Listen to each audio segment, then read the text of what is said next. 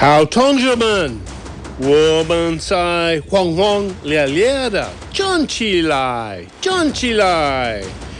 Welcome out there. This is the October 20. What is it? What day? October 20th. It is the 20th. Yes, it right. is. The time flies when you're having fun. 20th edition of the China Watch Radio. This edition we're calling the Big Red Edition. Why? Well, it's Red Week in Beijing. How red? During its 20th five-year Congress this week, the Chinese Communist Party will coronate Xi Jinping as the second emperor of China's Red Dynasty. So they're having a red wave for sure. We may have a red wave, but they're having one for sure. Now, correct me if I'm wrong. Did he not win the third term? Well, that was announced last night on Fox Radio that I watched. Oh, I didn't see it. I went through the internet today looking. Did they? I thought it was this weekend. I thought he had it all lined up. I think that was this. They're expecting him to win. So it's not quite a foregone conclusion. Right. So at any rate, wait till you hear what Xi Jinping plans are for China and for us. So buckle up, ladies and gentlemen, as we take a peek behind the red curtain at the goings-on of the Red Chinese during this, the 100th year of China's Red Dynasty. Yes, this is China Watch Radio. We have... What's this? Who's the engineer? I am the engineer today. You're the engineer? That's why I lost my voice. I was running between the studios, and I got a little out of breath, and then I sucked something down from the back of my throat. It was probably just a fly. Wow. Yeah. Well, that was Bill Graff. Anyway, sorry about that, folks. I do appreciate fly-eating that. engineer. And Jaunty, you're up in the trees. Jaunty, hello. Hey, guys. Wow, he sounds better than ever. No, you sound perfect. Yeah, you do, man. Your voice is great. Yeah. You didn't need a fly. No, he didn't need a fly. Only me.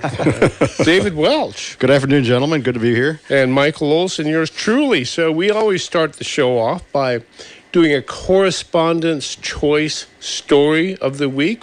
We each pick a story and kind of lay it on the table, and we scratch our head about it and think, what the heck does this mean?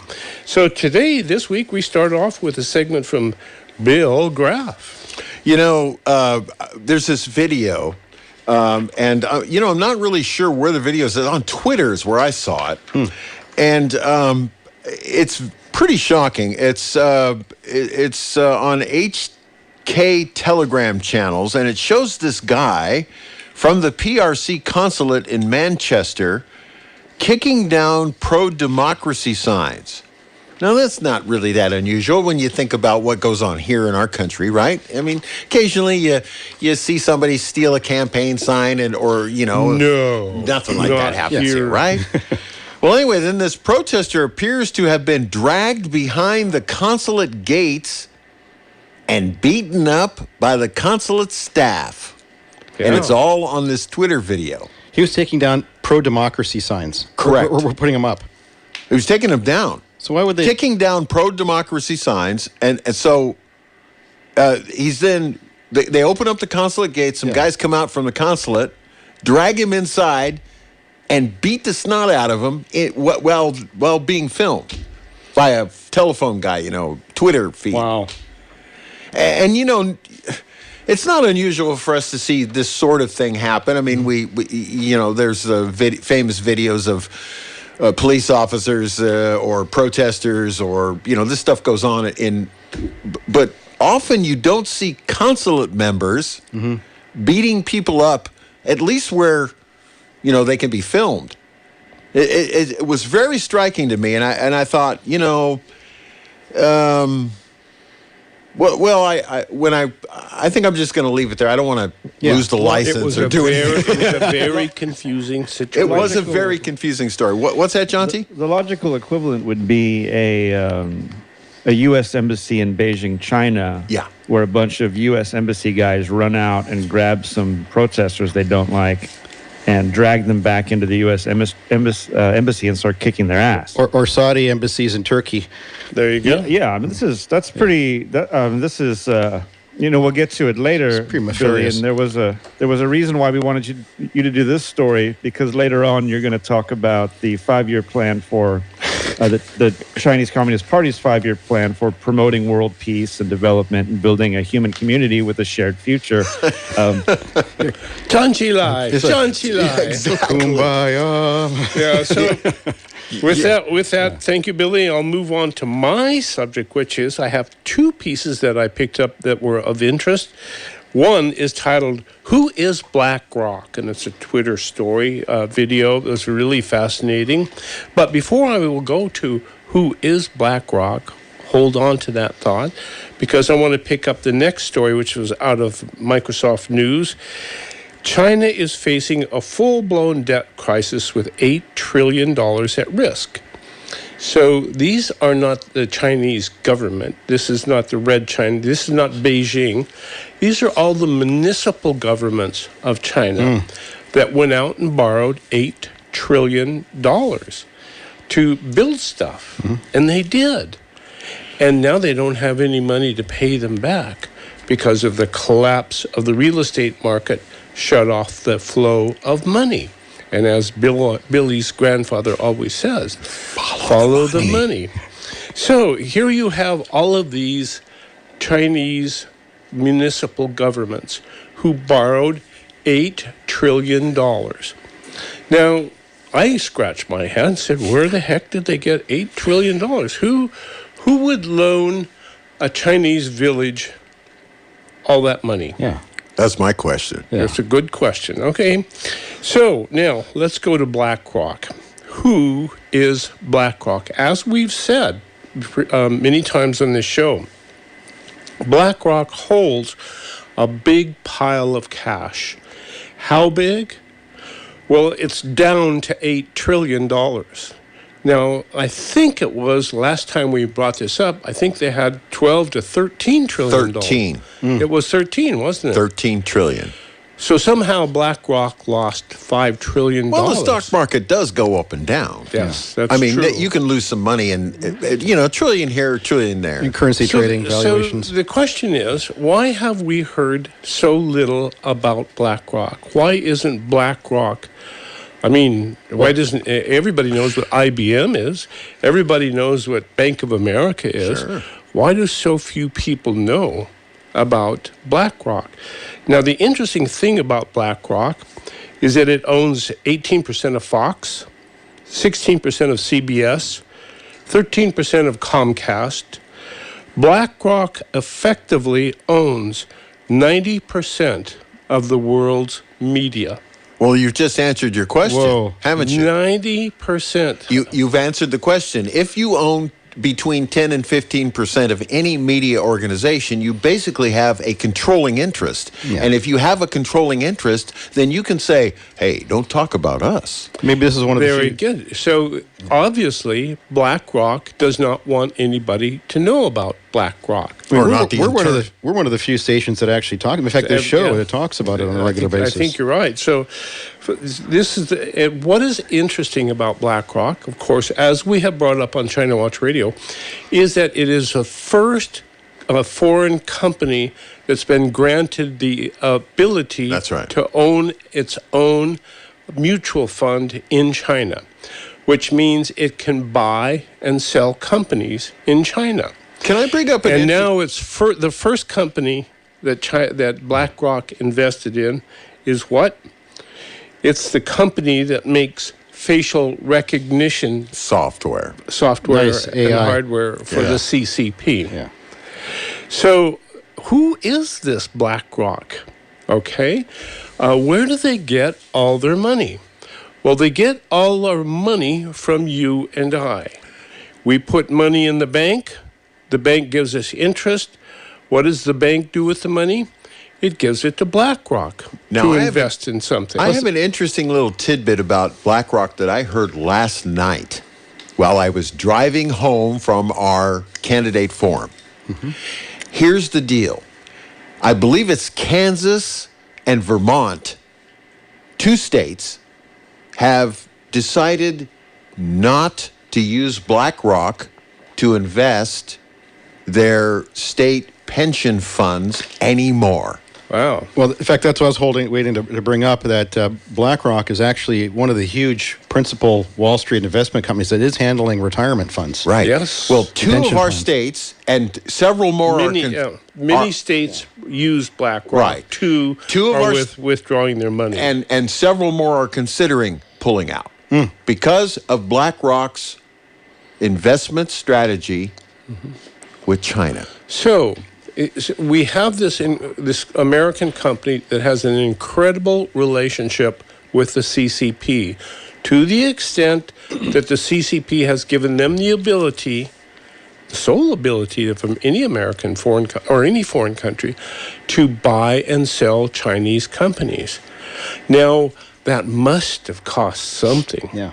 Because, I have a very high regard for the Chinese ability to do business. I mean, they're very clever business people. Absolutely. So they didn't just give BlackRock this prize. Yeah. What did BlackRock pay for that prize? And I wonder if it was not one of the principal investors in Chinese municipal debt. Because they paid... That's a good They thought. paid really good interest. I mean, they paid really good interest. Well, it's easy to sell back to pension fund investors, right? That you're investing in municipalities. Yep. Yeah. We're investing in a municipality. We're getting buildings this and great, bridges. Yes, and, we're building bridges. Life is good. Yeah. And so I went looking for where BlackRock has its money. Ooh, what'd you find out? Nothing. It's under a black rock. It's under a black rock. It's under a big black rock. Okay, so that's my who is BlackRock. So let's see who's up next. I think it will be David. Well, gentlemen, I've been tracking this story over the last series of weeks around the technology, China's technology access to the United States and some of the trading and access to semiconductors. And this kind of continues along that theme. The FCC is moving to ban all sales of new Huawei and ZTE telecommunications equipment in the United States due to quote-unquote national security concerns. And I think there's a couple of folks who aren't familiar with these companies. Huawei, it's spelled with an H, so it's spelled a little bit funny. Yeah. Huawei. Huawei is the largest telecommunications giant in the country making telecommunications equipment. They make routers and switches. They make the really big gear that competes with Cisco that sits in the middle or the heart of a telecommunications giant like an AT&T or a Verizon or a Sprint. And once you have that equipment installed, even on the fringes, so there's a core and a fringe, right? So on the edges, they call them edge routers and core routers. If you're on the edge or the core, preferably the core, you actually have access to everything flowing through that telecommunications company. So you could just imagine what you would find in terms of sleuthing, right? Yeah. So we've said no. In fact, back in a period of time when I worked in that industry, customers would say, well, we're going to go buy Huawei. They're half the price of you guys, the American company. We'd say, yeah, well, go check that with the Commerce Department, see if you can get that done. And, of course, the answer was no, because they were always scared to death of putting these big line routers in the middle of our telecommunications infrastructure. It's just a tap. Essentially, that's exactly what it is. Yeah. It's an eavesdropping device on the entire internet. Exactly, because everything flows through. Everything. So you won't realize that your voice, when you're speaking on a phone, is turned into a digital communications stream. Oh, I'm aware of that. Yeah, and it goes through, just like a web browser or your email. It's a data feed, and that can all be sleuthed. Those packets can all be sleuthed, and you can figure out the source and the origin and the destination of that information and what the content of it is. So there's been a further push here to stop the sales of things like cell phones. Now, that'd be a far-edge device, but you could actually then eavesdrop at a single point of communication, because it's all digital, kind of flowing through this edge device. And I know Michael Olson now has a Huawei phone. I'd be curious to see what he's saying, and then be able to tap into that. And you get a flag that this device is now active and a communication process has been engaged, and you can actually look at it. So being able to stop that is important. So just real quick here. So ZTE is a semiconductor company that also makes a lot of this equipment. And ZTE is actually the chairman of that company actually comes from the hometown of Xi Jinping. So it's actually, he's approached Trump in the last administration They played to lift strip poker together. exactly, yeah, to lift some of the sanctions that Trump had put on these two companies because of that close relationship. But this is actually, according to Axios, this is the first time the FCC has made such a move. Now it's made some earlier, barring of some of the transactions, drawing on the $8.3 billion federal subsidy. So saying, look, federal subsidies can't go buy this stuff. Now they're taking this further step and saying, look, we're going to entrench in our regulatory means that even private companies and individuals can't buy this stuff because it's so threatening to our national security interests. Where did the turning point come? When did we come to the conclusion that we had to do this, that we had to shut Huawei down? Well, it's been on we've been turning up the heat. And I think now there's so much interest in these products, and I think through elite capture and compromising of people who are in buying positions to incent them to get this gear, that's coming to a point where now it's difficult for the government to deny it on a case-by-case basis. Can I put a different slant on the... Please, yeah, Bill. I think part of our problem with Huawei products is maybe somebody in our line of products... Mm-hmm. like the ones made in the United States and the Western area, have been building that sort of background gathering stuff in their products, and they realized the Chinese would probably be doing it too. And if they're not, it's actually really easy to bake in. Last thing I want to add here too, this is also this ban, and I think, by the way, kudos to the Biden administration for fronting this forward. The ban also applies to, and this is really important for the listeners because many don't understand this. The ban also applies to several Chinese video surveillance firms. Now, most of the cameras you get that you have for your home, those are all made in China, and all of them, and I mean all, I mean 100%, have a little web server in them. And they can actually broadcast what's coming off of your porch and off of your driveway or the security of any building that these things are installed in, back to a central location that can be tapped at any time. And guess who's building the software for that? Blackrock. Yeah. But you can imagine for a quick second if somebody put up even a good branded security camera at a port, at a military facility, at a building somewhere. Here's a good way for you at guys. KSCO. Here's a good way for you guys to look at it. And with the facial recognition you were talking about earlier, Michael, I now know who's coming in and out of those buildings.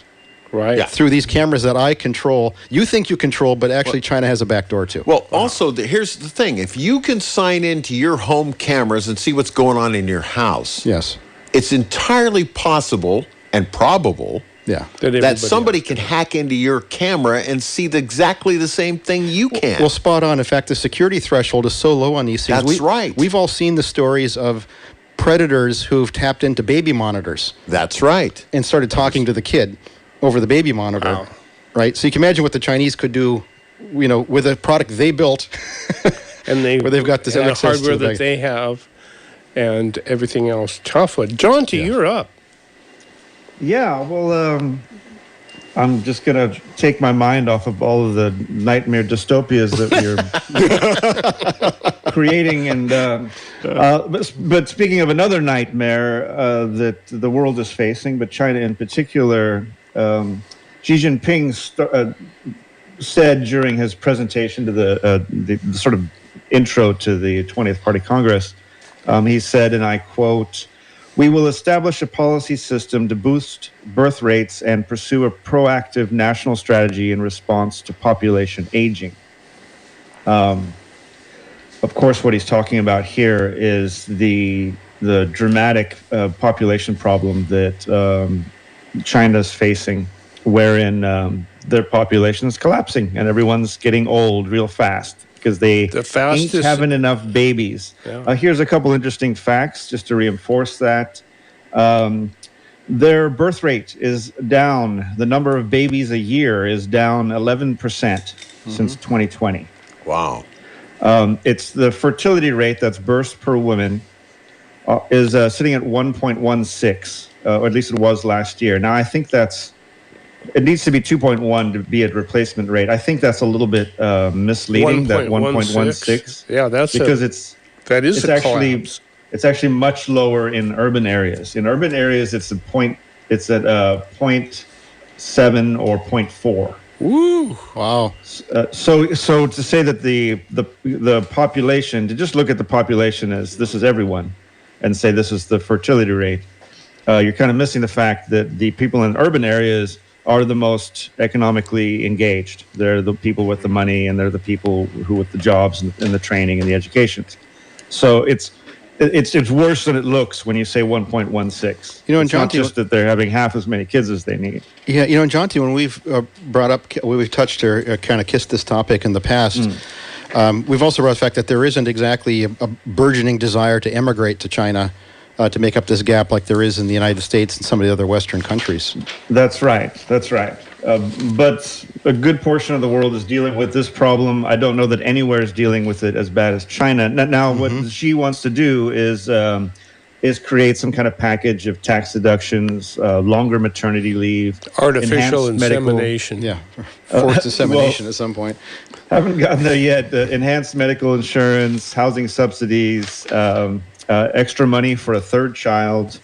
And then also they had that whole thing with the tutoring industry that was getting kind of out of hand. If you didn't pay for the super expensive tutoring at even a very young age, then your child was sort of locked out of future opportunities. So there was getting kind of extortion level costs to pay for tutoring. They blew up that industry a little while ago. You know, isn't that interesting that they got rid of that industry? Yes, very interesting. Wow. Hey, Jonty, I've got a question for you on the population thing in China. Has anybody come up with any information about China being so polluted in the way they do things? Question. Is that causing their birth rate to go down in addition to the fact that they screwed it up in the first place by saying that you could only have one child? Fertility impediments. Yeah. One would think, but the caveat that I want to throw out there is that South Korea and Taiwan actually have lower birth rates than mainland China. Wow. Well, maybe it's city living, I bet you. Or maybe this pollution's blowing in the wind from China. Well, okay, we're going to take a quick break, and when we come back, we have a very special surprise. And I bet you know who it is when we boot her up. Do stay tuned. China Watch Radio, right back. Satisfy your hunger with a fresh, prepared, twice-daily grab-and-go sushi you'll find waiting for you at Sushi Market Sprouts, 2 blocks from the beach at 300 7th Avenue in Santa Cruz. Fresh, delicious, and oh so good. Hello, I'm Junko, and I look forward to serving you at the Sushi Market Sprouts. Are you a company that could use some sales leads? I have a friend in Costa Rica, and he's developing some digital marketing software, and he needs some folks to test his work. For a limited time, you can have free sales leads delivered to you via a shared Google Sheet. Just call the radio station at 831-475-1080 and ask for Richard. For a limited time, you can have free sales leads delivered to you. That's 831-475-1080 and ask for Richard.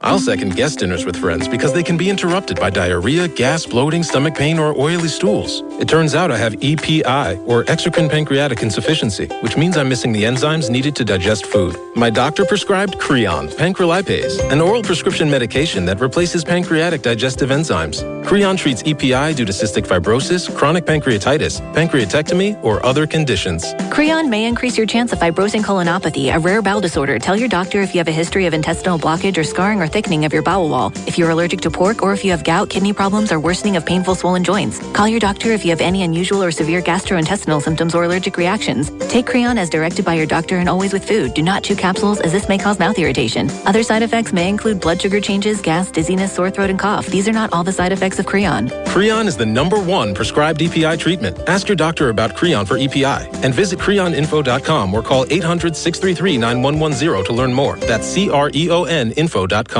I'm Charles Friedman. Before you turn on that air conditioner up to max, give a thought to the safety of all the electrical circuits that keep you cool. Best way to check on the safety of your electrical circuits is with the help of Chris Jensen and the staff at JM Electric. Chris What should we be watching out for? Thanks, Charles. It is really important to be mindful of the electrical circuits that power air conditioners. Any electrical leak from these circuits is a real fire danger. You may not be able to see the electricity leaking from the circuits behind your walls, but JM Electric's state-of-the-art testing equipment can find them. And JM Electric is happy to help folks out with a free home assessment to see if the current safe testing service is right for your home. Give us a call at 422-7819. Go straight to jmelectric.com and take the home electric safety test. After you answer 12 yes or no questions, you'll have a good idea about how safe to feel. If you don't feel safe, call JM Electric and ask for a free current safe home assessment. That's JM Electric at 422-7819. You'll sleep well at night.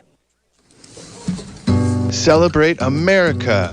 The first American flag made by Betsy Ross was made from cannabis. Celebrate the roots.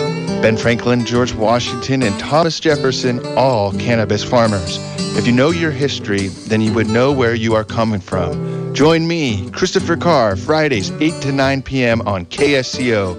Listen to The Cannabis Connection, America's first and foremost cannabis talk radio.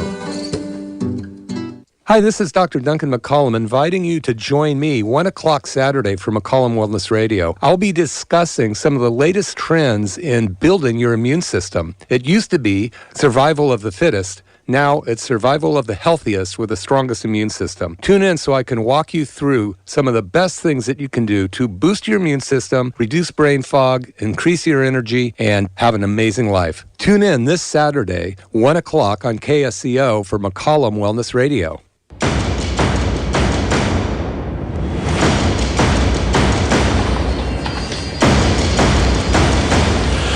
Welcome back. It is Big Red Week here on China Watch Radio because it's Big Red Week in Beijing.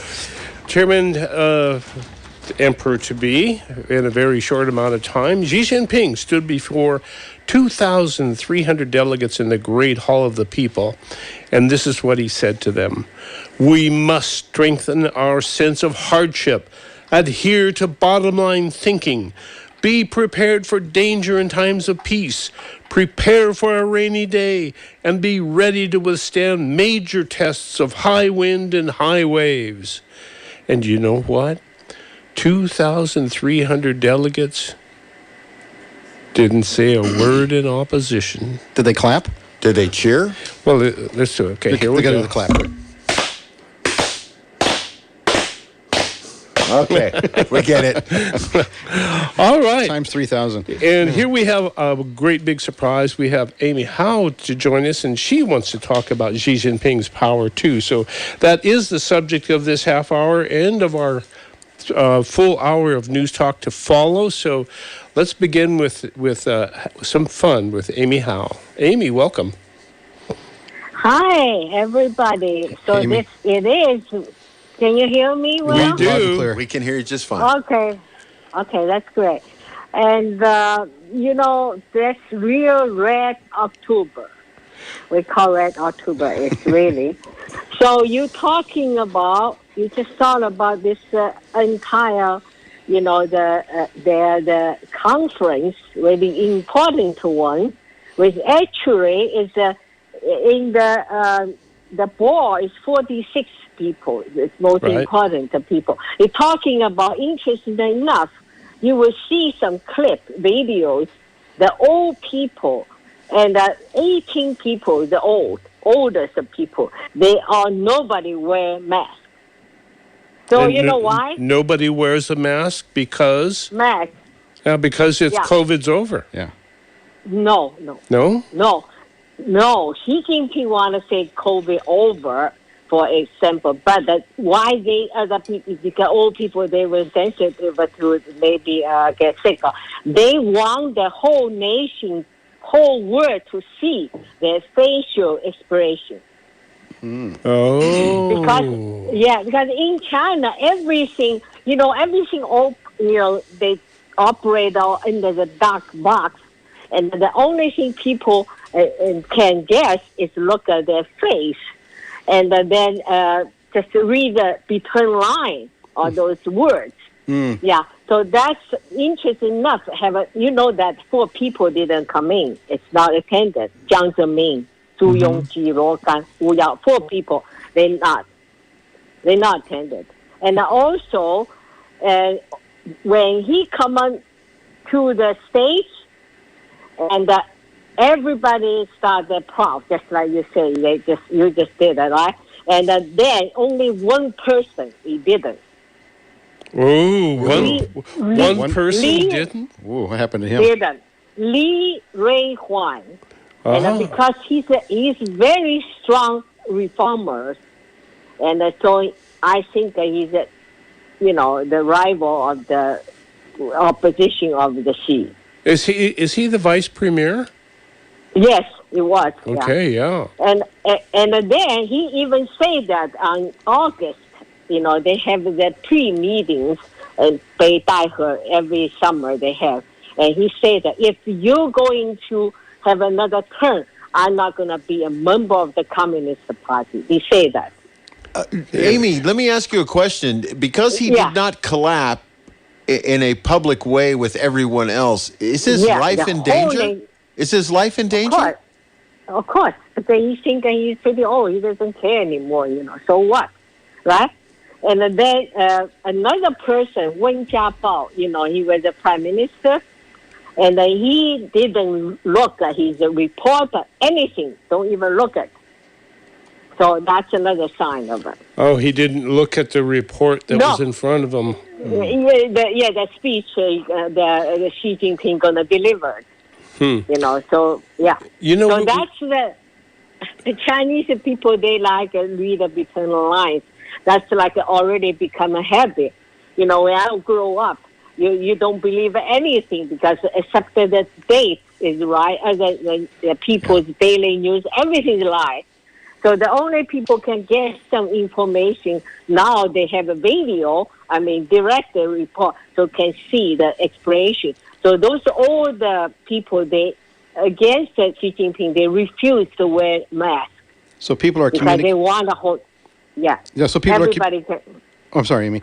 Yeah, so people are communicating using small signals, and then people are able to interpret those. And not wearing masks is not a small signal. It's a big one. Not only that, facial expressions. If you're unhappy with something and you see an unhappy facial expression right away, you know where that person's coming from. Yes. And so that's one thing about. Then we talk. Yeah. Do you think for sharing of facial expressions do you think that is for so that a unified CCP, the population is seeing what a unified CCP looks like, or is it a way for the party leadership to make sure that the party itself is in alignment with this one message? Yes. Yeah, yes. Both. This message is actually, they're very smart because Xi Jinping wanted to tell people COVID is over, so don't wear masks, right? And then they said, fine. So that's the only chance they can show how they feel about this meeting, how they feel about that Xi, So which was delivered perfectly. So whole nation, everybody read, they know who's who, who's with who, that kind of thing. And that's one thing interesting. Another thing is Xi's 5 years plan. I think that you guys going to talk about it, right? So in China, everything, I just say that everything you have to read between the lines. People not interested in those propaganda, the words, this, that, nobody interested. The only thing they're interested in, my friend in China right now, they're very, very worried about is what's behind this plan, what he really wanted to do in 5 years is to redistribute the wealth. Yeah. That's what he wanted to do. That's the only thing he can not cause any revolution.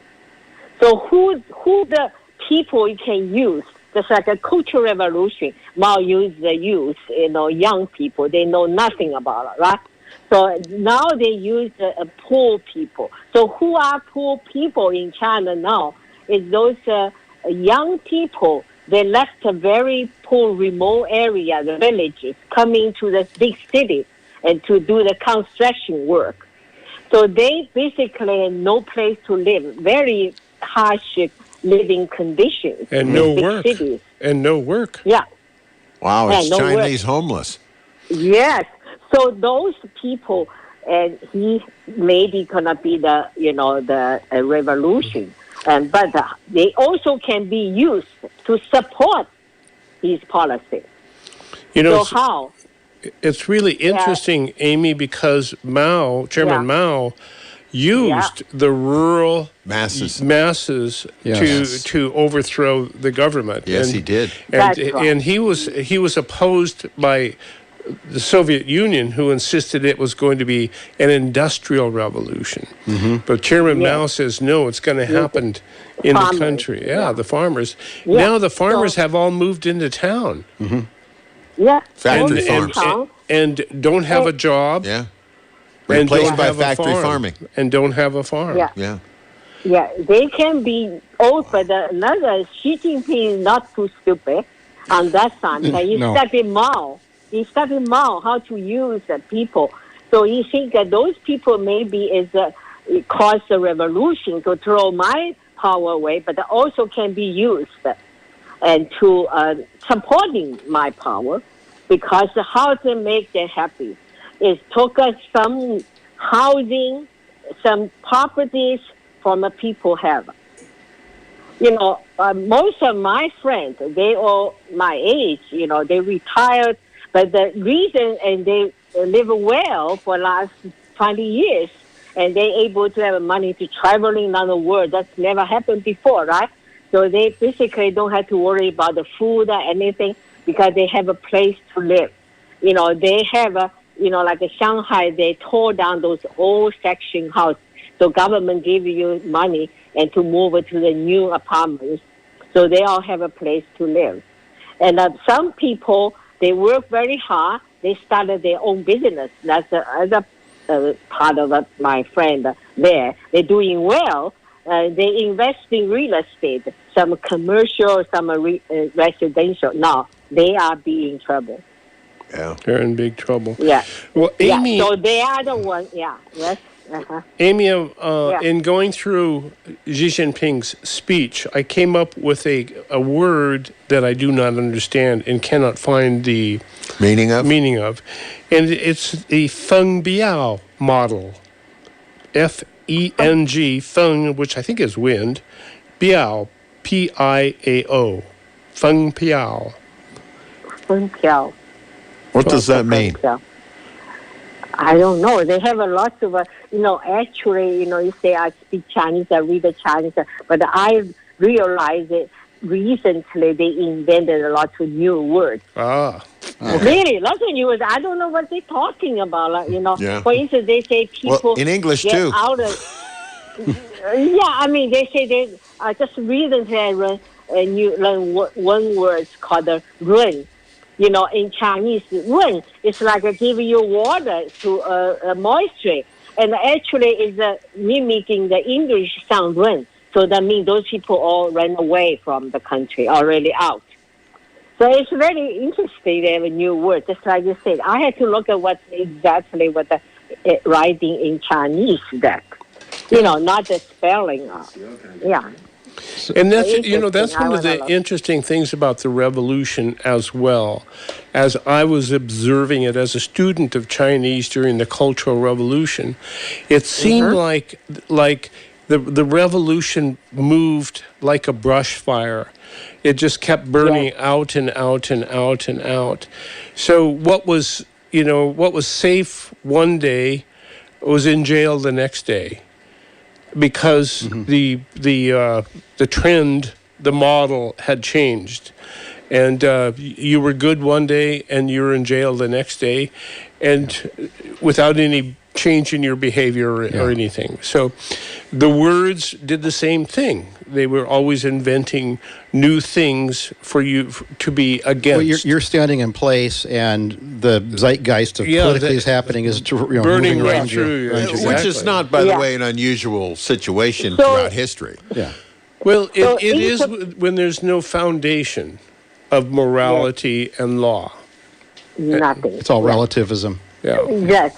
So, interpretation of this 5-year plan, and he will redistribute the wealthy, and took away those housings, because right now those young workers, construction workers, and they living standard is so bad, and so it's like homeless, basically, huge homeless population in the big cities. So if you can, government will tell the people, own the property owners, if you have more than one house, you only have one house for yourself, one resident for yourself. If you have more, and you have to sell to the government, which the price they set up the price. They call fair market value, actually, with the cheapest, whatever, So they can take that away from you and then give it to those people. So, bingo. So let me. This is really. Let me kind of rephrase that, because the immensity of what you just said is mind-boggling. What people did to save money in China was buy real estate. That's right. A lot of people, everybody tried to buy one, but a lot of people tried to buy more because that was your wealth. That was how you stored your money. If you were a young man looking to marry a pretty young gal, she would look at you and she would say, how many houses do you have? And cars. Right? Yes. So that's how you stored money. Now what you're telling us, excuse me, is that the government is taking those extra houses away from people who bought them and giving them to people who just moved into town. Do you think that's going to happen here in the United States? No. In Santa Cruz, have we had some propositions to do that? I was just about to. I was just about to say there is the vacant property propositions in various communities, not just here. So I want to just maybe remind listeners that if they go to ChinaWatchRadio.com, they can get a copy of Xi's 5-year plan and read it themselves as an English translation that we've provided on the site. And just in the theme in the first chapter we've been talking about, she says, we will eradicate absolute poverty and finish building a moderately prosperous society in all respects, thus completing the first centennial goal. These were historic feats accomplished by the Communist Party of China and the Chinese people, striving in unity, feats that will ever be recorded in Chinese nation's history, and feats that will profoundly influence the world.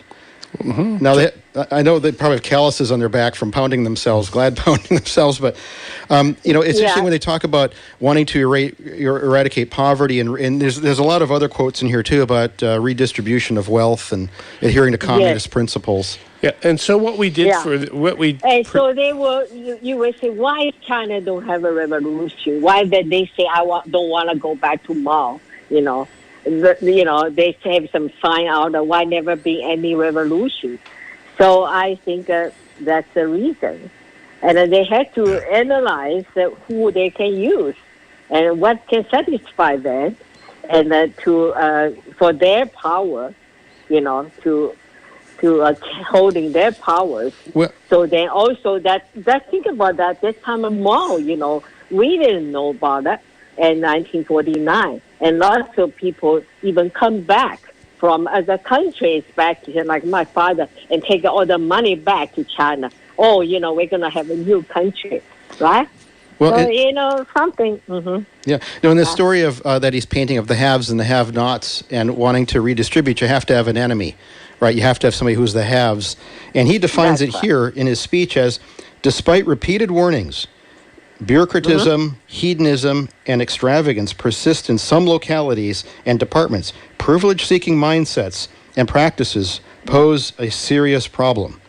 And he goes on to say, misguided patterns of thinking, such as money worship, hedonism, egocentricity, and national nihilism are common. I love this beautiful Communist Party talking about nihilism. I got a laugh out of that. An online discourse was rife with disorder.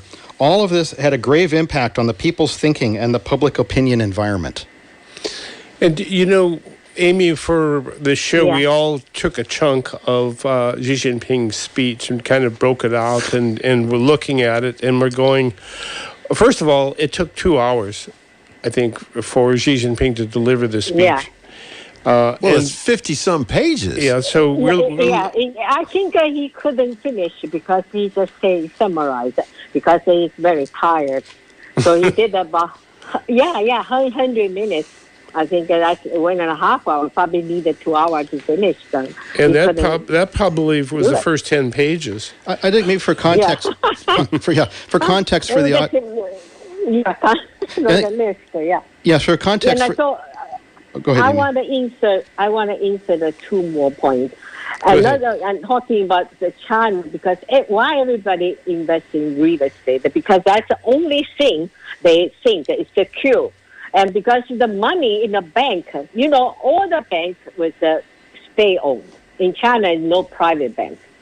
And some people manage to deposit in Chase and in the bank, Hong Kong bank, and they think it would be safe, but it's not. And now they already announced the rule, and you have to report it to them what the account you have in anything. It doesn't matter in U.S. dollar, pound, euro, whatever it is, and you have to convert to renminbi. That comment recalls the story we counted recently about how there are burglary rings in China that target Communist Party officials because they have great stashes of dollars and gold. Gold, yeah. And so you can rob them, but you can't confiscate it.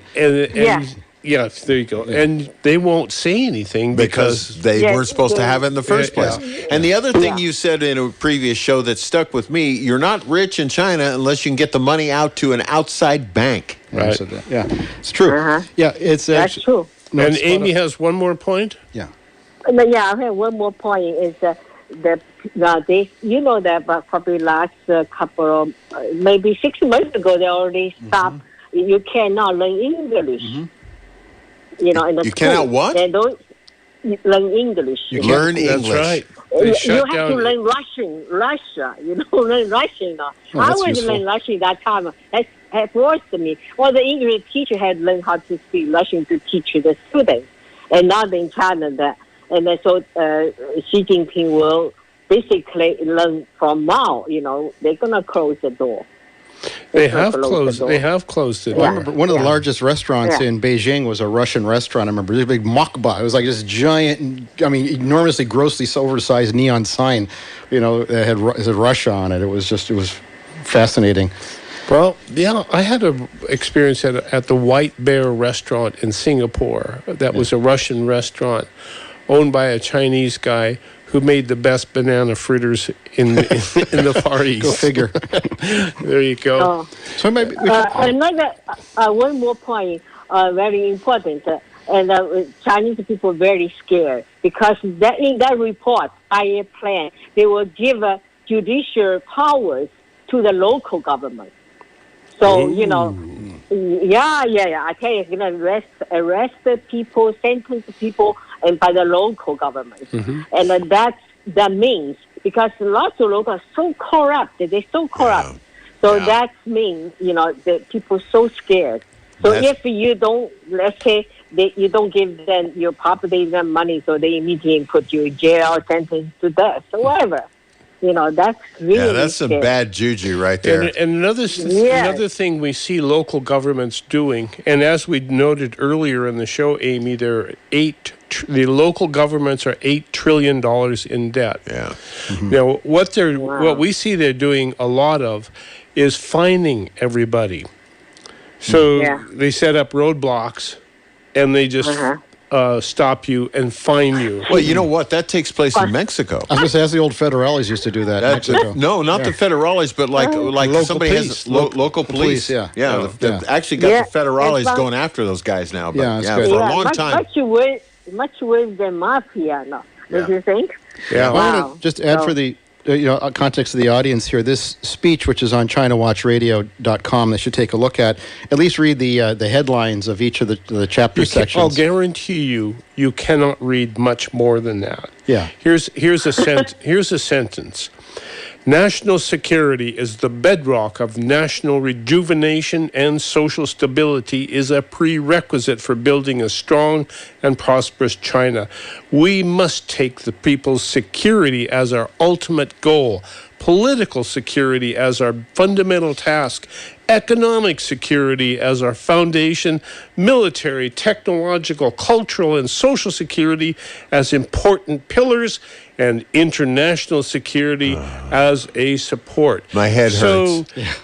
What is he saying? I don't know. He's saying, I'm scared bleepless. Well, here, in fact, just to reinforce a little bit what you're saying, Amy. So this is, just for the audience, this is a political platform document. It's like a lot of political parties would be from various nations would have this overly kind of wordy foundational document with all the planks in it for the party platform. But over and over again in this document, which I think is really important, in fact, there's one line in here, it's repeated over and over again in various ways, adapting Marxism to the Chinese context. This is back to Mao Zedong in the references. We can do what we want. Exactly. In other words. Yes. Yeah. Yes. Holy smokes. We have 1 minute left. Do you want to conclude this hour, Amy? You're going to stick with us the next hour because we're going to open it up for people to call in. And the question we have today on the table is, can the United States survive Xi Jinping's 5-year plan? Yeah. Can we survive 5 years? Will we be able to survive Xi Jinping's 5-year plan? And when you look at his plan, boy, is he serious about taking charge and not allowing anything else to have any control at all. This is one of those times, by the way, that I think we should remind folks to please go to ChinaWatchRadio.com and read what we've posted, because there is some information there that will just blow your mind. It really will. It'll just blow your mind. There you go. So this is China Watch Radio. We got the crew here. We're waiting for you to call. The next hour is all yours. 831-479-1080. Yeah, pick up your phone and join us. And we're really serious about this question. Can the United States survive Xi Jinping's 5-year plan? What do you think? Do stay tuned. This is AM 1080 KSCO Santa Cruz, Salinas, Monterey.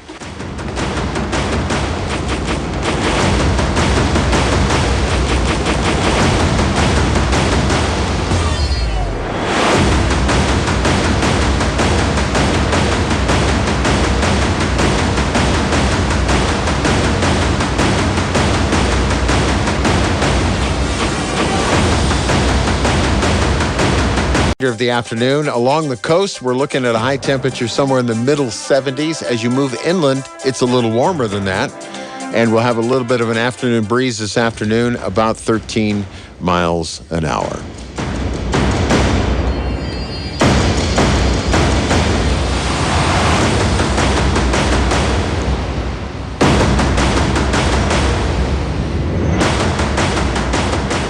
Well, ni hao ma, 我们伟大来的. This is China Watch Radio, and we are talking about Red Week in Beijing. Why Red Week?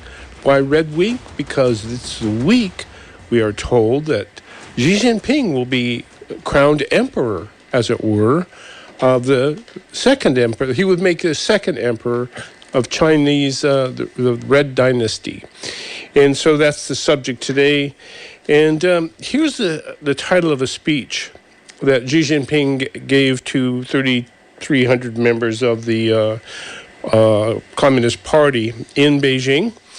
He said, if the speech is titled, "Hold High the Great Banner of Socialism with Chinese Characteristics, and strive in unity to build a modern socialist country in all respects." And going through that speech as we have, it's pretty evident that he is adamant about taking total control of his country and the rest of the world as well. And so we're looking at this and wondering whether the United States can survive 5 years of Xi Jinping's 5-year plan. You know, when you read the fine points of this speech, the word grandiosity comes to mind. Yeah, just, I mean, it's all encompassing. You know what's really interesting is that we don't hear anything like this from our president. And I'm wondering, is our president listening to what Xi Jinping is saying? Look, let me defend our president. Let me defend our president for just a minute. Answer my question. Is he preparing for this? I think David pointed out something a while back that was rather important. The president is sticking up for some of the principles we've already stated against China.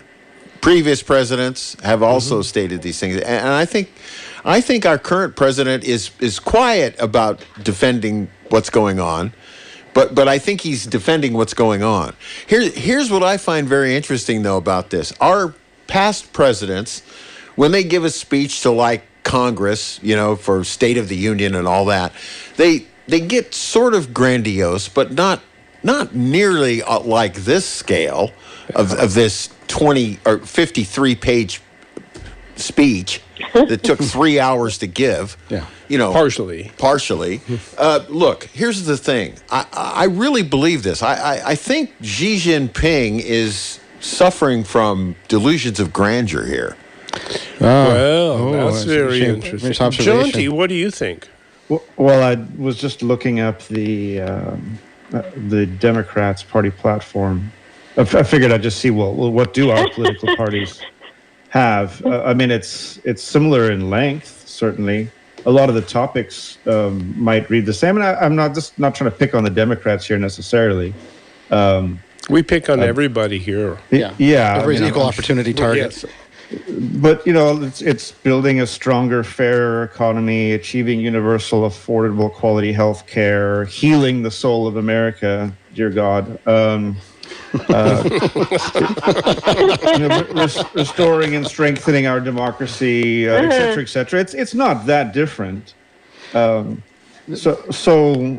mean, it might be there's some nuances, and when I was looking at the chapter that I looked at that I found particularly interesting with the title "Advancing Whole Process People's Democracy and Ensuring that the People Run the Country." That's a good one. When you're looking at China and the CCP, and we tend to think of the CCP as sort of like a mafia organization that is with 90 million members. It's really interesting to me. What do they mean by let the people run the country? And then there's these little subtle things that they say. Let me read a little bit here. We will encourage the people's orderly participation in political affairs and guarantee their ability to engage in democratic elections, consultations, decision-making, management, and oversight in accordance with the law. Well, wait a minute, John T. Let me follow that up with something from my segment, which deals with internal security of the country. Yeah. And it's under the caption, Improving the National Security System. And he says, we must uphold the Central Committee's centralized, unified leadership over national security work and make certain that our leadership system for national security is high-performing and authoritative. But wait, there's more. There's more. The 5 principles of peaceful coexistence are mutual respect for sovereignty and territorial integrity, mutual non-aggression, non-interference in each other's internal affairs, equality and mutual benefit, and peaceful coexistence. That sounds like the Mao's poem Kunlun. And it really does. In Mao writes in the poem Kunlun. Kunlun, of course, is a big mountain. Kunlun, if I could lean on my sword, I'd chop you into 3. And I'd send one part to America and one part to Russia, and I'd keep one part here so we could all live in the majesty of your presence. That's the beginning of my segment, man. Yeah. I mean, I don't have to read any more. Yeah. So Mao, there he is, a Freudian slip, I guess. Xi Jinping put this incredible 5-year plan on the table for the 100th 5-year the 20th 5-year Congress of the Chinese People's Communist get together. The Chinese Communist Party. Ho down, wing ding. And so we're looking at it, and it's ferocious in its grandiosity. Now, it's ferocious in its protectiveness. Yes. It's ferocious in its demand that China become the foremost country in the world. Now, should they codify him getting a third crack at it? I don't know how else to put it. Yeah. This violates their own 68-year-old rule. Yeah, but that was just a tradition. A lot of written into their constitution. He had to change the constitution. Had to change the constitution for a third term. Yeah, what's interesting too is if you look at Michael, building what you said from a foreign policy perspective of this document, just real quick, as a collaborative endeavor, the Belt and Road Initiative has been welcomed by the international community as both a public good and cooperative platform. Oh, there it is. Yeah, we welcome that. Yeah, sure.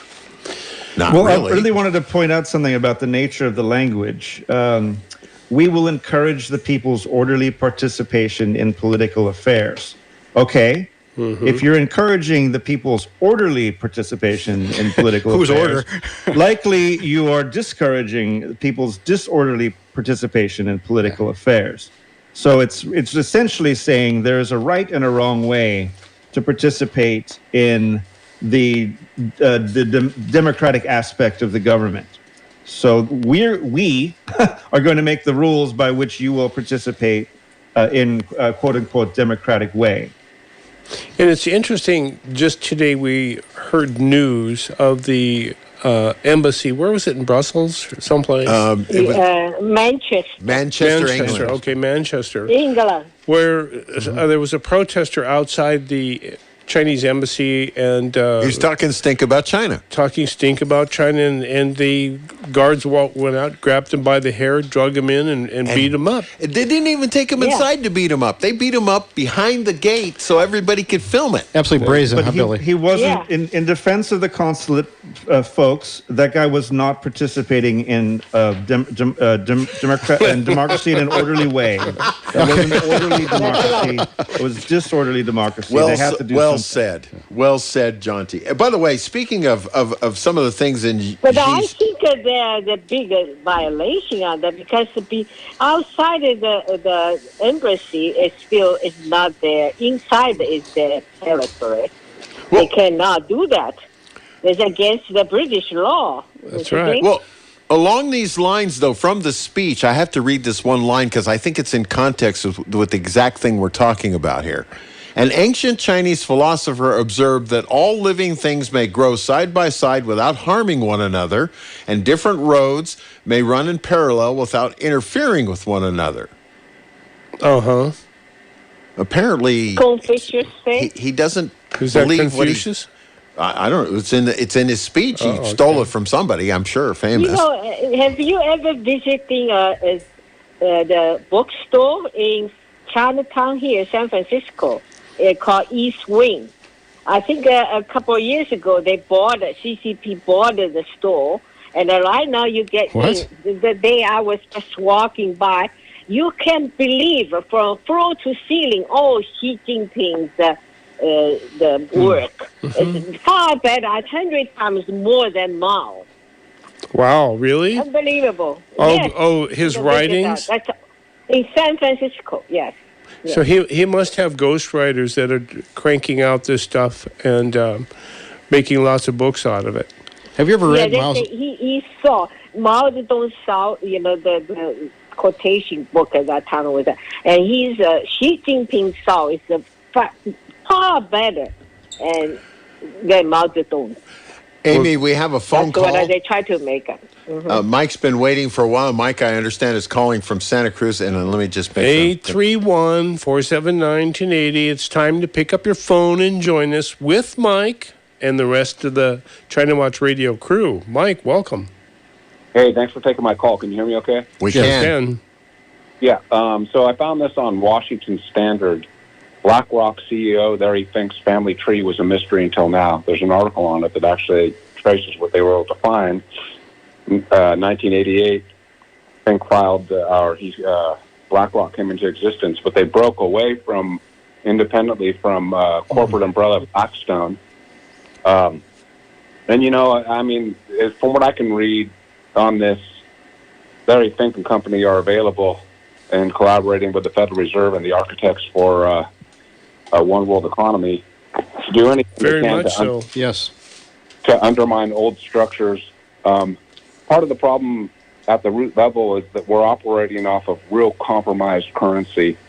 The founding fathers would say we need to find some way to actually get back to constitutional money, because basically in this new world economy, it's currencies that everybody has to traffic in, and we're not going to find a real root solution to slowing things down or redirecting it back to a constitutional money. And it's interesting, in Islam they have the black stone.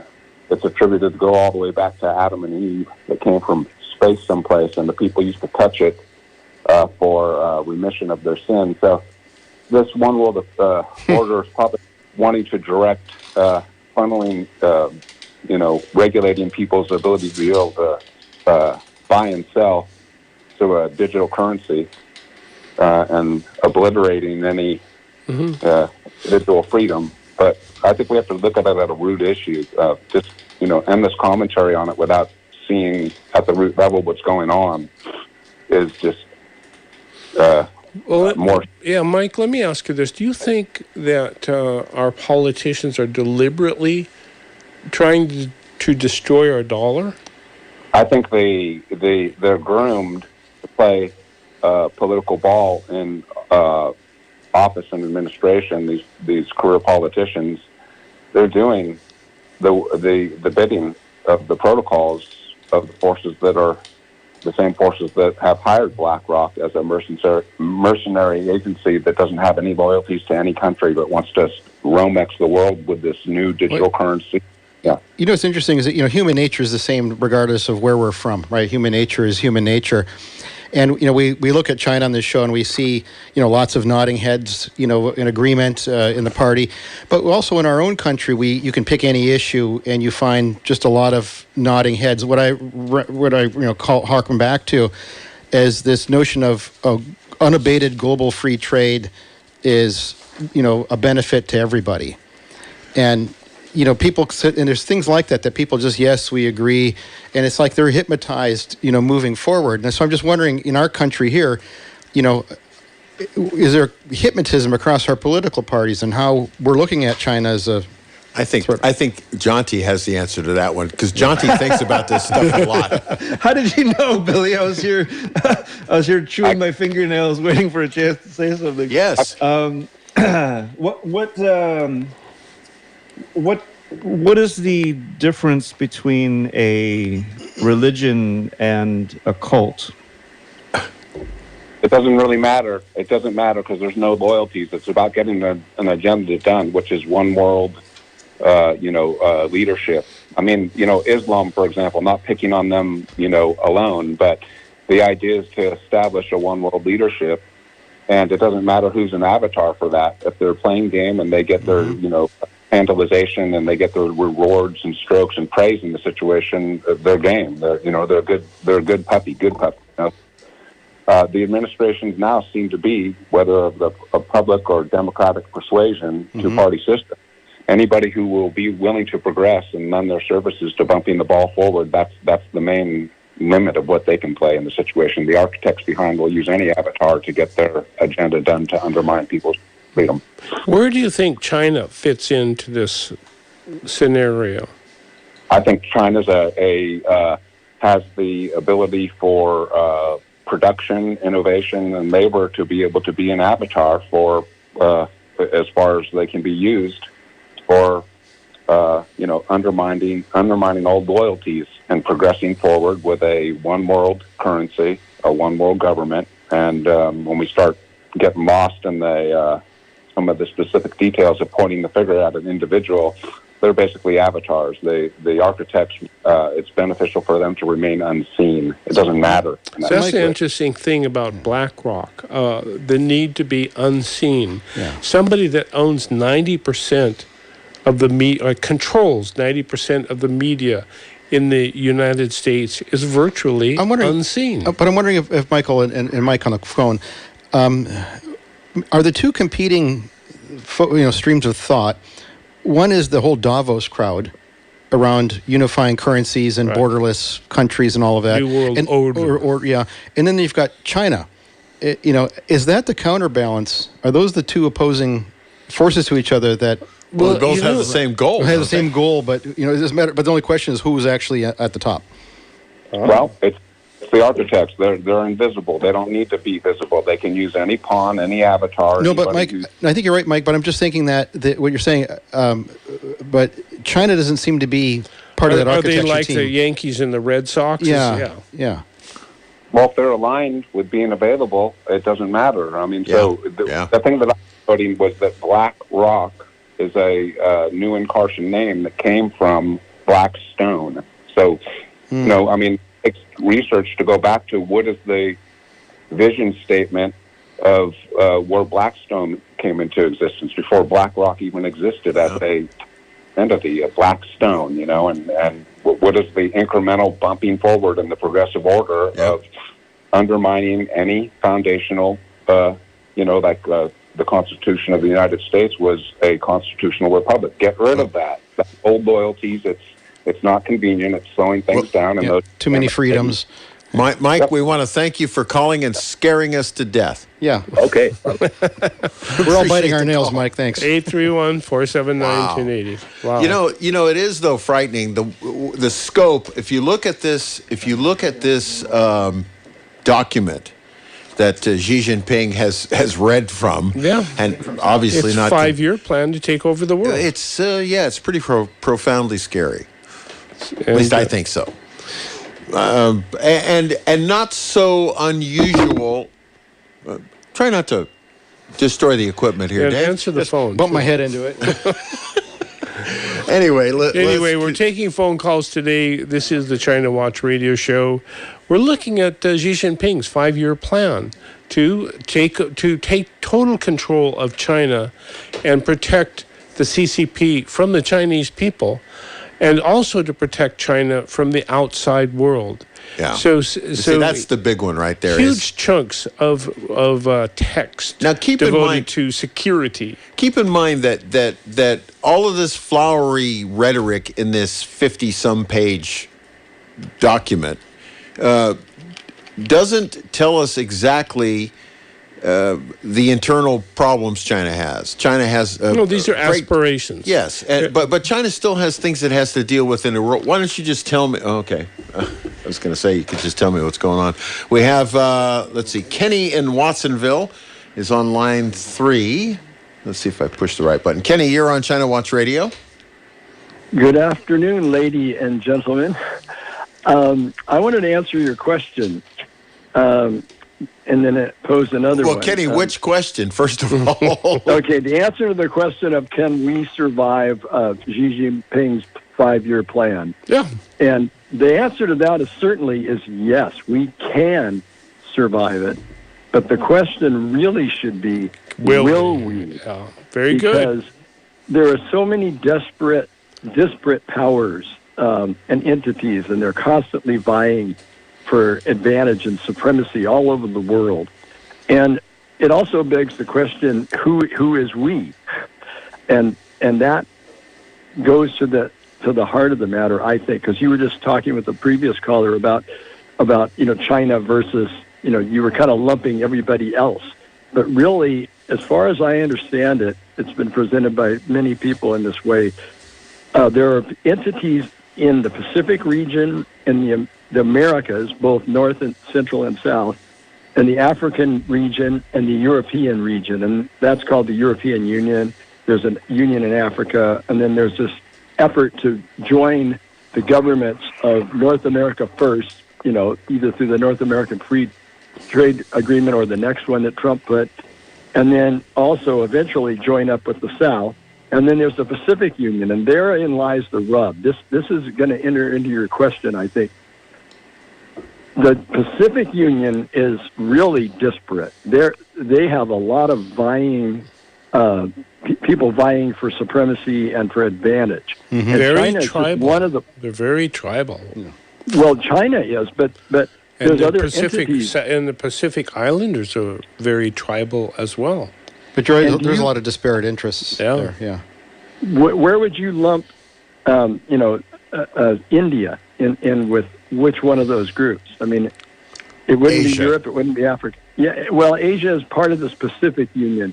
The way I've seen it presented by several people, it makes a lot of sense when you see it. But you brought up Davos, and there's that crowd. They're in the European Union, and then there's the U.S., and you can see that there are people just trying to gain a foothold here, from foreign countries, from corporations, from all the captured people that are here, the elite captured people. So anyway, just to bring it back to the original question the secondary question of will we? Will we? Yeah. I have no idea because I don't know who's going to be the strong man here in the United States to pull it all together. Who is that person or that group of people who can resist China? Biden's definitely compromised. McConnell's compromised. Pelosi's compromised. Newsom's compromised. Our elite have been captured. Yeah. I mean, and it's so obvious. I mean, you've got many members of Congress. Time out. Hold on.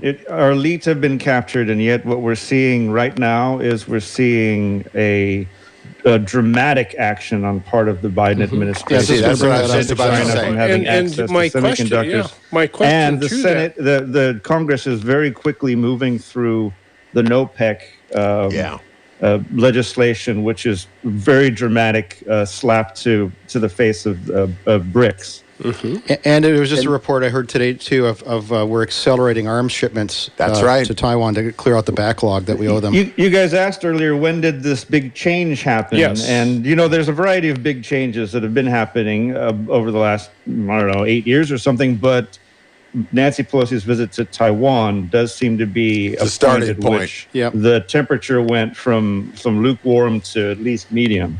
And let me just remind, I'm going to help you out here, Jonty. Just let me remind folks that I talked with a number of people from my high school friends from high school on Guam. And the military buildup of missile batteries and a whole lot of other stuff in the islands around Guam. They can see it. It's obvious. Yeah.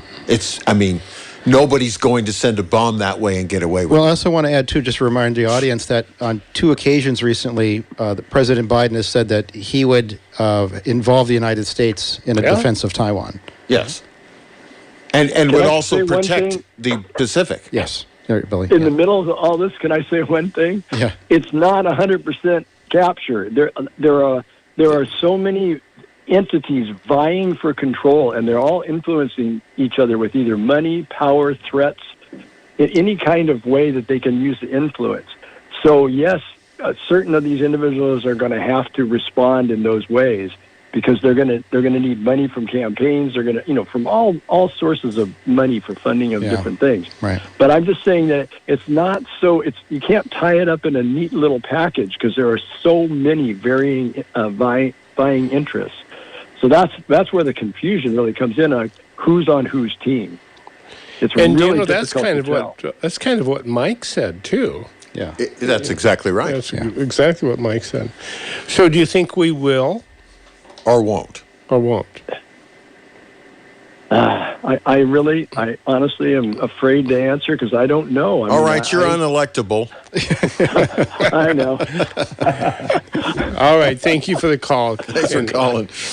Oh my! All right, let's move on to line 2. That would be Nick. Nick, you're on China Watch Radio. How you doing? Thank you, Nick. The question I have is that I saw that Biden really did nothing with COVID, did nothing with all the fentanyl that's coming into our country. What makes you think he's going to do something if China invades Taiwan? Well, I think that if we separate out those two for a second, I think the fentanyl problem is coincidental with the desire to have an open border. And so when you have an open border, you've got all kinds of stuff that's flooding over it. Also coincidental with respect to Nancy Pelosi's visit to Taiwan, too, because the CCP said, we're not talking with you about fentanyl. And there is a discussion in the Biden administration, or there's pressure, the Congress is trying to put pressure on the administration to declare fentanyl a national emergency and actually an act of terrorism. It's actually an attack. It is. Because it's killing more people in the United States than a lot of the military conflicts that we've been in. Yeah. So line them up and shoot them? Well, get active about keeping the stuff off the border. Well, that means you have to close the border. Well, you could go after the gangs in Mexico with the military or something. I don't know. You could start cleaning the house. Well, okay. That's a pretty good question, Nick. Yeah, that was a good question, Nick. Thank you. All right, thanks for the call. You can call anytime. Yeah, he gets a it's a 3-pointer. Yeah, it's a 3-pointer. All right, Wendy has called us from the San Ben Lorenzo Valley. You're on, Wendy. Hello. I wanted to address Amy's wonderful play-by-play on the floor of the showdown in China, and I wanted to kind of see if I could put a little more into Americanisms. It reminded me of a homeowners association.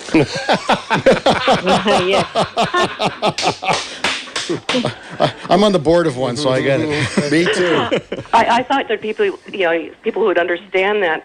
Yeah, it's like the guy in the corner. They knew how to do the cocktail parties, but is there really any of that? And I think in China, more so than in the old Soviet Union, there's a communist land ownership program, and so you have a lot of people who have very little that they can do with their land and end up working in the factories, and then you have the people whose land was in the area where the factory is, and they did very well. Mm-hmm.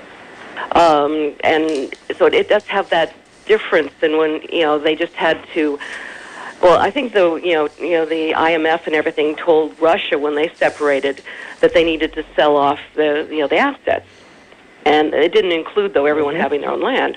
And they didn't do it on a world scale like the IMF had said it. They wanted to sell it to Russians, and they thought the Russians were going to be trustworthy. And guess what? They all gave their money to Trump. I don't know about that. You know what? So, I once had a job. Wendy. Yeah. I once had a job on the island of Cyprus. And the reason I was called to Cyprus was because all of the people who worked on the farmland went down to the coast of Cyprus to work in the casinos that were all built with Russian money that the Russians got from the United States for buying all of the atom bombs or whatnot. Yeah. So all of the money that we sent to Russia immediately went to the duty-free banks in Cyprus, which used it to build all of these casinos, where all of the people thought, hell, I'm not working in the fields, but I can go work with the pretty girls in the casino. Air conditioned. Yeah, there you go. So, Wendy, I have a question for you. For the next 5 years, what do you think? We, as China and the United States, the trading will be a business as usual. Those big companies, they globalist, those people, they do lots of things with China. So you think for the next 5 years it will be business as usual or just much less?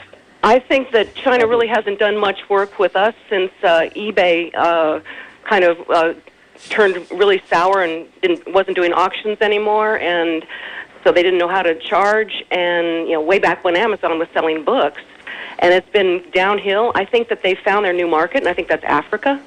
And I think there's going to be more and more China money going into Africa. That's going to be the next hotbed.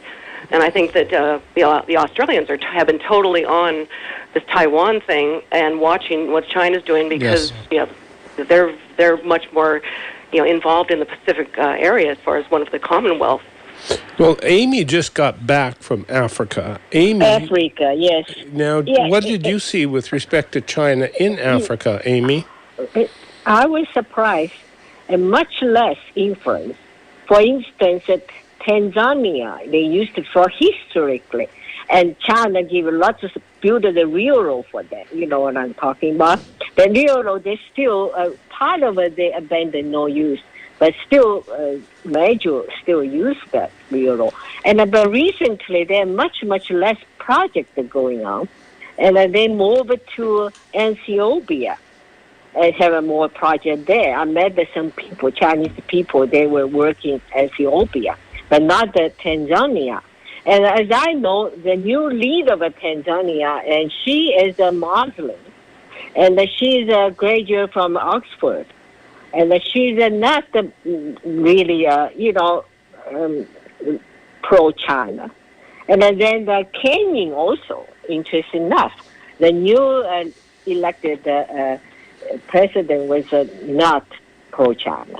Mm-hmm. So they have much less. I think somehow China lost lots of money in just recently for the countries, and they ask the money back or something, but they just cannot pay them back.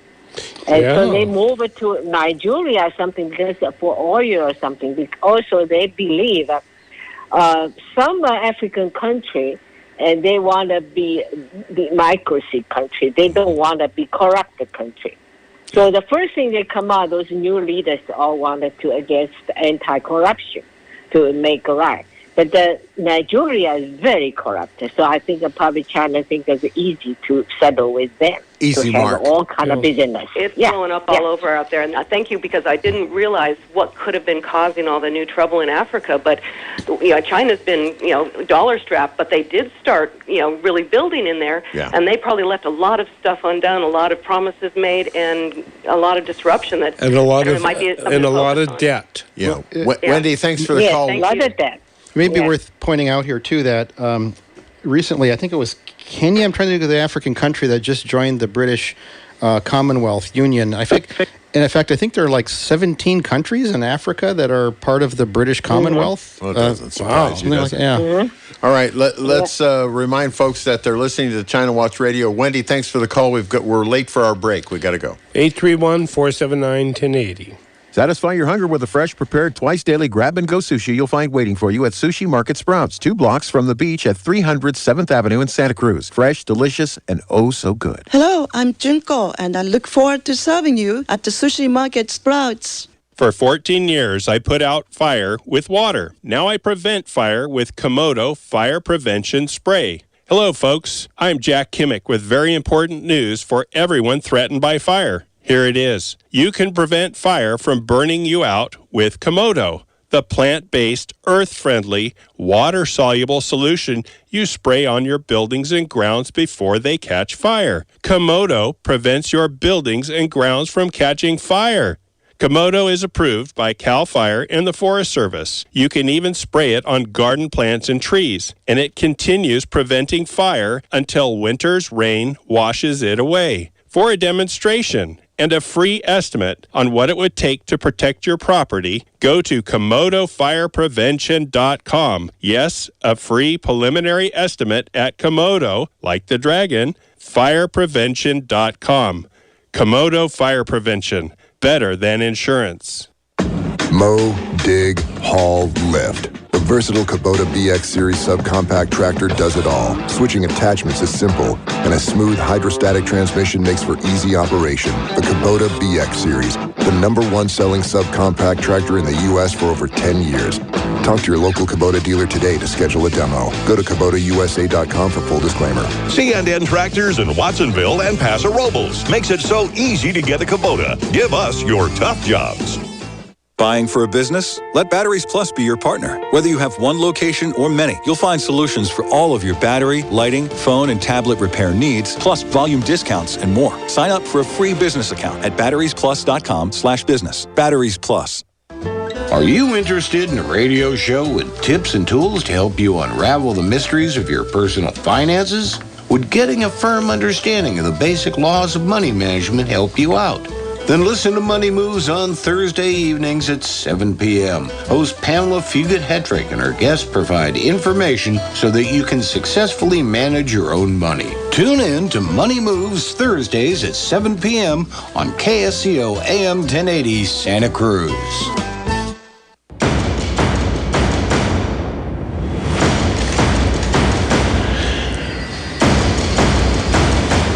Welcome back. This is China Watch Radio, and we are talking about Big Red Week in Beijing.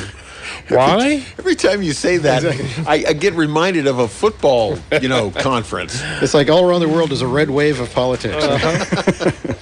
There you go. Well, there is certainly one in Beijing this week because Xi Jinping is set to be coronated. What do you do when you install an emperor? That's a coronation. Coronation, right. It's a coronation.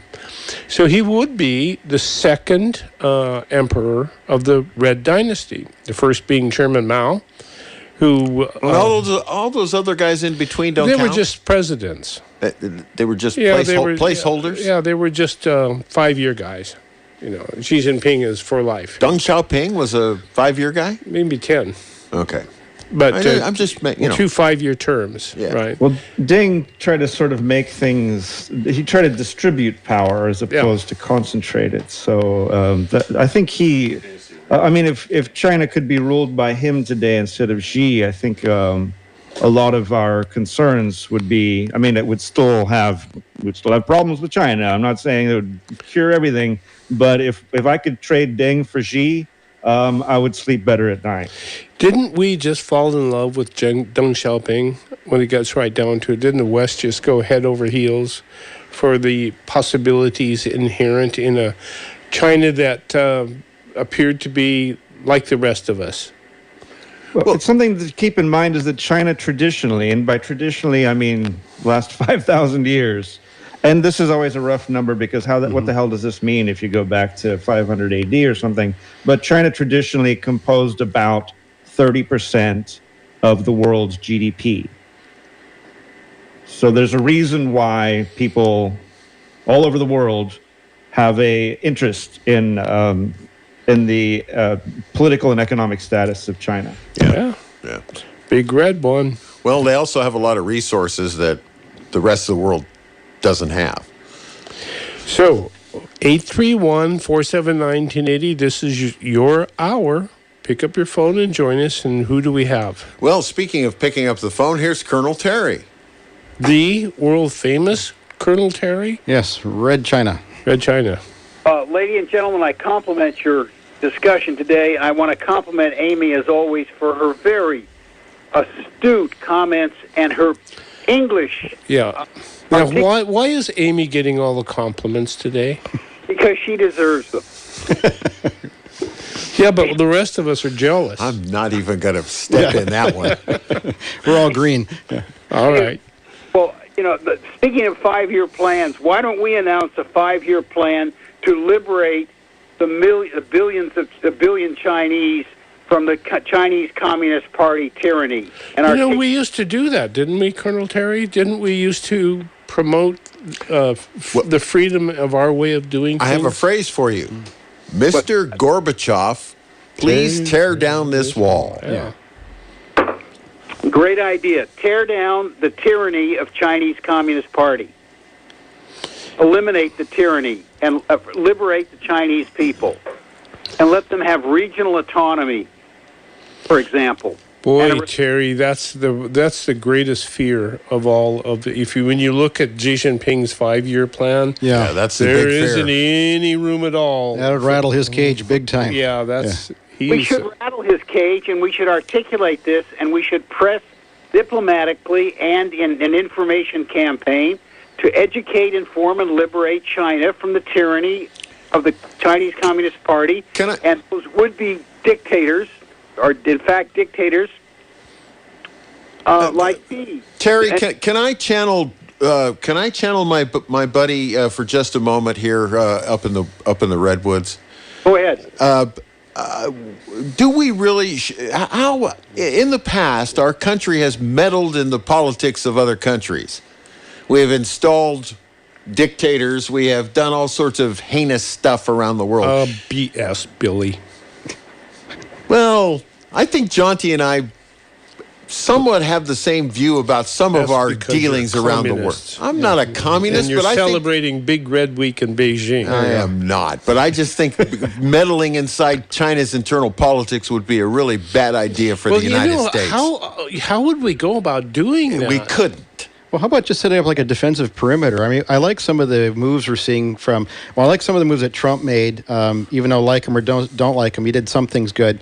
And what Biden is doing now in his administration, it seems as this ratcheting up on China. No, he is ratcheting up. Which is a good direction, right? There seems like there's now some demarcation. But going in, as Terry has suggested, and establishing regional, I don't think that's a good idea. Well, it really depends what Terry's advocating. And supporting a government might be good in to get exile, some clarity there because there's a version of that wherein we demonstrate to the world how a representational democracy is supposed to work. Mm-hmm. We demonstrate to the world how a somewhat laissez-faire economic system is supposed to work. Right. We could do it by doing a damn good job of being what we're supposed to be, or we could do it by becoming a more authoritarian state and militarizing and attempting to use the CIA and use all sorts of various different means to engineer hardships in other parts of the world, economic suffering in other places. That would be sort of two versions, but there's probably about 8. And I'd be curious, what Terry actually means by, let's get the Chinese to get rid of the Communist Party. Yeah, how do we do that, Terry? Well, we explain the benefits of it. They would have political freedom, freedom of expression. They would have greater economic freedom by more members of the billion Chinese who aren't members of the Communist Party and tied in with the kleptocrats in the Politburo. Right. Well, we're having a tough time because we have a kleptocratic government and we have a monopolistic system of economics, and we have a dismal ability to hold an honest. I mean, I don't want to get into elections, but to have a meaningful discourse in the public sphere. Our democracy is, as we mentioned earlier, based largely on people's belief in a handful of mainstream media organizations that are all owned by Blackrock. 90%. So we're doing a pretty bad job of what you're telling us, what you're saying we should get China to do. But the flip side of that is, how do we talk to the Chinese people?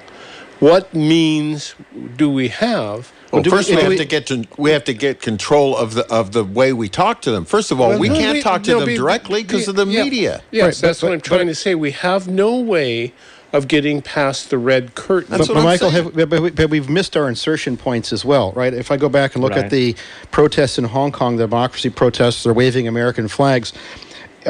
She's actually quite proud of that moment and what happened because he's actually has it here in his speech. In the face of turbulent development in Hong Kong, the central government exercised its jurisdiction over the special administration. About it. Security in Hong Kong has been formulated into and put into effect, ensuring Hong Kong is governed by patriots. Thanks to these moves, this is the word, order instead of disorder, order has been restored in Hong Kong, making a major turn for the better for the region. And that's the whole point of Xi Jinping's 5-year plan, is to install security so that order is maintained in China and over the Chinese people and throughout the world. But I think, I think what I'm hearing also from Colonel Terry is that, we miss these opportunities. Like daylight opens, we get a crack of light through, and we have a chance to penetrate, and then we sit and debate, and that gap closes. We talk it to death. We talk it to death. That opportunity goes away. Yes. We don't have a plan in place that we break glass when. So ready. what do we do, Terry? How do we talk to these people? How can we get past the red curtain? Simple answer in a way. We take the long-term strategic view. And that'd be nice. The strategic view is recognize the tyranny of the Chinese Communist Party, the tyranny of its leadership, and articulate to the Chinese people they should free themselves and liberate themselves from it. Terry, that sounds good, but the way the information system is set up now, we can't talk directly to the Chinese people. Let's put this question to Amy. Amy, how do we talk to the Chinese people? Directly. Yeah. Die had to make their own choice. We cannot live their life. We just can't. So don't even think about it. We wanted to liberate them. That's impossible, So I think the people, whether they want it, they will have it. If they don't want it, they don't have it. So this time I visited Africa. We visited 4 different villages. They really live in a primitive life. The kids, they have a choice. They can go to school, but they don't. Some people already did they go back to their life. Absolutely primitive life. That's what the way they want it, right? Just like I was surprised that, that over there, the lions, they totally disinterested, wanted to eat a human, because they never have.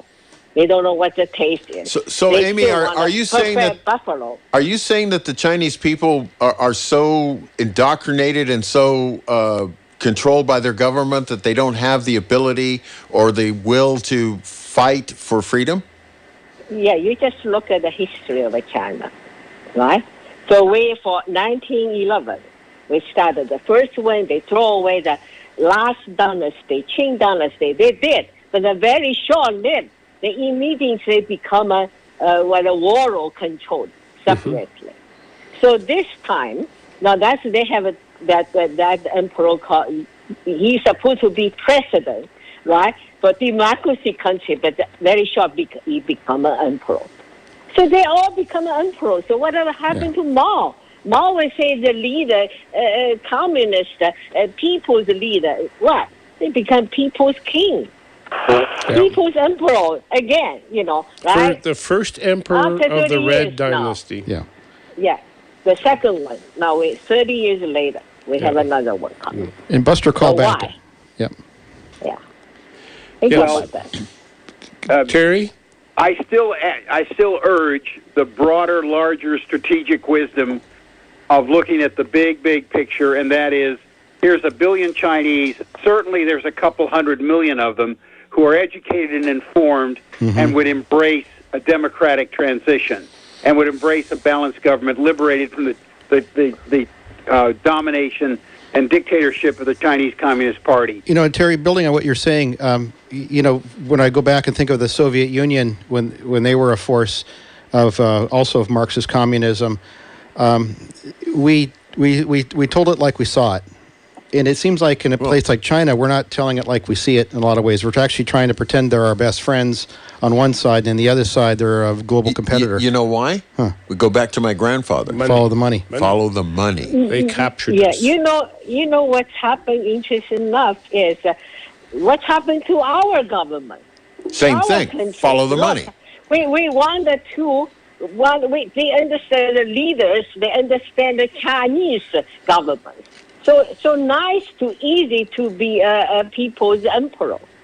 So they want to be. Yeah. All of them want to be. Yeah. Terry, thanks for the call. You're welcome. Yeah, that's it's when you look at the bigger picture, it's a little sad. It is sad. I mean, you look at the opportunities for action that weren't taken, and some of them just look like they're really simple opportunities to leverage. Yeah, and we all kind of, there's a tendency to want to poo-poo my point of view and Jonty's point of view, but in all reality, what goes around comes around. And if you install Manuel Noriega and you install the Shah of Iran and you do stuff like that around the world, I'd take the Shah. Well, I'd take the Shah over the current guys. Yeah. But what I mean is, if you do some bad stuff around the world and make bad decisions, then we shouldn't corrupt your principles. Is what you're saying? Exactly. Yeah. That's exactly what I'm saying. And I think that's what Jonty's saying too. I agree with that. Well, it's also what those two Chinese diplomats said to Blinken early in Biden's term. I mean, they said that, and it was actually, I think, just worth hearing what they're saying. They're saying you guys don't have the moral background to act like you're superior to us. Who are you talking to us? Yeah. And you know, I mean, if you think about a really bad relationship, a boyfriend and a girlfriend, for instance, and the girlfriend says, he's got a lot of problems, but I'm going to fix him. That's not really Can a you great fix it? foundation for a relationship. I'm really agreeing with what Amy was saying, is that, and I do have a sort of federated, individualistic perspective on things where it would be great if we paid a bit of attention to what we're doing and get that right. And when we feel really good about that, we're going to be in a place to be in a relationship with a country like China, and they'll just see what we're doing, and they'll say, "Well, okay, fine, you guys are winning." So, Johnny, I have a question for you. What do you think about the Biden government now, and for high tech, that issues? So, you think we are doing better now, not to give China those technology? Well, I mean, it's better or worse is a little difficult to sort of distill, especially in the minute and a half that we have left. But Biden is having a difficult time finding his way off a stage. So I don't really think it's him so much, but I think that there's institutions like the RAND Corporation and the Council of Foreign Relations and the Heritage Foundation, a couple others who come up with these plans and strategies. And what we're seeing is profound right now. This is the end of globalization.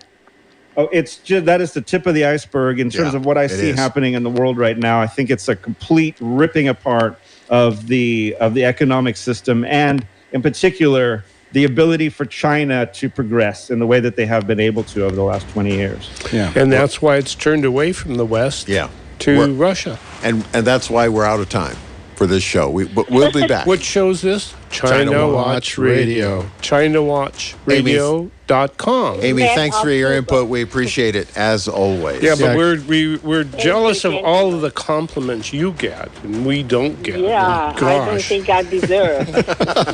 We should again. You were so hot. Thank you so much. We hold you on our pedestal. All right. On that note, we'll remind folks Flight 1080 is coming up on the airwaves in just a minute. This is AM 1080 KSCO Santa Cruz, Salinas, Monterey.